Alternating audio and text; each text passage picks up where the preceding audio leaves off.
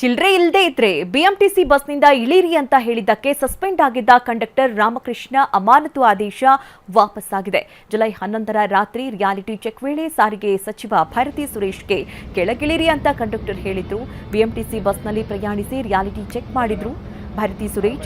ನಿನ್ನೆ ಸಚಿವ ಭೈರತಿ ಸುರೇಶ್ ಭೇಟಿಯಾಗಿದ್ದ ಕಂಡಕ್ಟರ್ ರಾಮಕೃಷ್ಣ ಸಚಿವ ಭೈರತಿ ಸುರೇಶ್ ಭೇಟಿಯಾಗಿ ಕ್ಷಮೆ ಕೇಳಿದ್ರು. ಮುಂದೆ ಇಂತಹ ಘಟನೆ ಮರುಕಳಿಸದಂತೆ ಸೂಚನೆ ನೀಡಿದ್ದು ಅಮಾನತು ಆದೇಶವನ್ನು ವಾಪಸ್ ಪಡೆಯಲಾಗಿದೆ.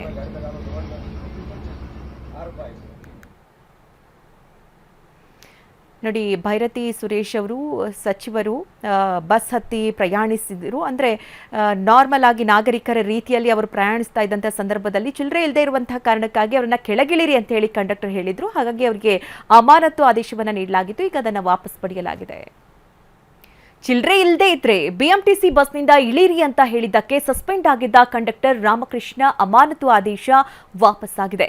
ಜುಲೈ 11ರ ರಾತ್ರಿ ರಿಯಾಲಿಟಿ ಚೆಕ್ ವೇಳೆ ಸಾರಿಗೆ ಸಚಿವ ಭೈರತಿ ಸುರೇಶ್ಗೆ ಕೆಳಗಿಳಿರಿ ಅಂತ ಕಂಡಕ್ಟರ್ ಹೇಳಿದ್ರು. ಬಿಎಂಟಿಸಿ ಬಸ್ನಲ್ಲಿ ಪ್ರಯಾಣಿಸಿ ರಿಯಾಲಿಟಿ ಚೆಕ್ ಮಾಡಿದ್ರು ಭೈರತಿ ಸುರೇಶ್. ನಿನ್ನೆ ಸಚಿವ ಭೈರತಿ ಸುರೇಶ್ ಭೇಟಿಯಾಗಿದ್ದ ಕಂಡಕ್ಟರ್ ರಾಮಕೃಷ್ಣ ಸಚಿವ ಭೈರತಿ ಸುರೇಶ್ ಭೇಟಿಯಾಗಿ ಕ್ಷಮೆ ಕೇಳಿದ್ರು. ಮುಂದೆ ಇಂತಹ ಘಟನೆ ಮರುಕಳಿಸದಂತೆ ಸೂಚನೆ ನೀಡಿದ್ದು ಅಮಾನತು ಆದೇಶವನ್ನು ವಾಪಸ್ ಪಡೆಯಲಾಗಿದೆ.